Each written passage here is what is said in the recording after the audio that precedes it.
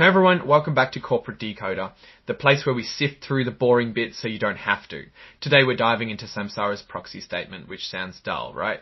But stick with me because we're going to uncover potential paychecks that can make your eyes water and maybe, just maybe, a disagreement or two on how things should be run. Samsara wants you to vote on a few things like who should be on the board and how much the top executives should get paid.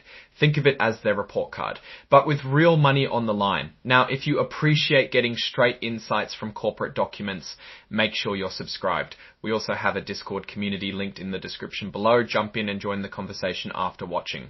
First things first, this proxy statement, which is like a voting guide for shareholders, was released on June 2, 2025. It's an invite to their annual meeting where big decisions get made, including some that directly impact executive pay. Now let's talk about who's in charge. Samsara has a 9-member board. They're the folks steering the ship, making sure things are running smoothly and, keeping an eye on the executives. The company wants to make sure these board members are independent. That means they don't have any sneaky deals or major connections that could cloud their judgment. 7 out of the 9 directors were deemed independent, which is a good sign that the board isn't just a rubber stamp for management. If the chairman of the board isn't independent, the company appoints a lead independent director. This person is like a referee, ensuring everyone plays fair and the chairman doesn't have too much power. Their responsibilities include consulting with stockholders. There's also a policy about how many other boards a director can sit on. It's called an overboarding policy, and it makes sure directors aren't spread too thin to properly do their jobs. Here's where it gets interesting. These non-employee directors get paid pretty well for their service. There's a yearly retainer, extra pay for leading committees, and stock awards. Check this out. For the fiscal year 2025, Sue Bostrom earned $55,000 in cash and got stock awards worth almost $250,000. Not bad for attending some meetings and offering advice. But get this, Mark Andreessen declined all compensation. Time to get to the voting part. You as a shareholder get to vote on who gets to be on the board. It's pretty straightforward. You pick who you think will do the best job. Another thing to vote on is the accounting firm. They need your okay to keep using Deloitte and Tessel to check their books. Seems like a formality, but it's an important check to make sure the numbers are legit. Speaking of Deloitte and Touche, let's peek at what Samsara paid them. In 2025, the audit fees were almost $4 million. They also got paid for tax work and some other stuff, bringing the total to over $4 million. Now, to keep those accountants happy, the audit committee, a subset of the board, basically vouches for those financial statements. They're saying, yep, we looked at it and we think it's good to go. Now, for the big one, executive pay. You get to give a non-binding thumbs up or thumbs down to how much the top dogs are making. It's just an advisory vote. So it doesn't force the company to do anything, but it sends a message. Let's meet the players. Sanjeet Biswas, the CEO and co-founder. John Bickett, the CTO and also a co-founder, plus the CFO, Dominic Phillips, and the Chief Legal Officer, Adam Eltohi. These are the folks whose compensation is under the microscope.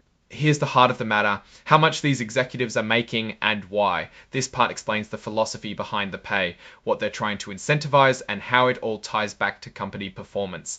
So how did Samsara do? Pretty well, it seems. They boasted a revenue of over $1.2 billion and their annual recurring revenue, or ARR, hit almost $1.5 billion. Those are some big numbers. Here's a fun fact. The CEO and CTO, the co-founders, voluntarily take a very small base salary like $50,000. That's basically nothing for a top executive. It tells you they believe in the company's stock performance since most of their pay comes from equity. A large part of the executive's potential earnings are tied to performance goals. If the company hits its targets for things like new revenue and cash flow, they get a bonus. If not, they get less. In 2025, they got 88% of the bonuses. Instead of getting big cash bonuses, the executives get a lot of their compensation in stock. This forces them to think long-term and in the best interests of the company. And the stock they get now takes 4 years to fully vest. The company actually held a vote on this topic last year with over 98% voting in favor of the executives' compensation. To figure out if their executives are being paid fairly, they compare themselves to other companies of similar size in the same industry. That peer group included companies like Snowflake, Datadog, and Zoom Video Communications. Basically, most of the executives' money is at risk, meaning they only get it if the company does well. It incentivizes them to work harder to bring company revenue up. Here's a glimpse at the numbers for base salary. Dominic Phillips, the CFO, made $500,000. Laura Cummy made $600,000. Now to the good stuff, the non-equity incentive payments. Dominic Phillips got almost $450,000 and Lara Kaimi took home over $528,000. That's just a small piece of it all. Equity means stock, which is the majority of executive pay. Both the CEO Sanjeev Biswas and the CFO Dominic Phillips got equity worth almost $20 million. What's truly interesting though is the potential future value of all the stock they already have. Sanjeev Biswas controls equity worth over $24 million, with a high potential return to more millions in future.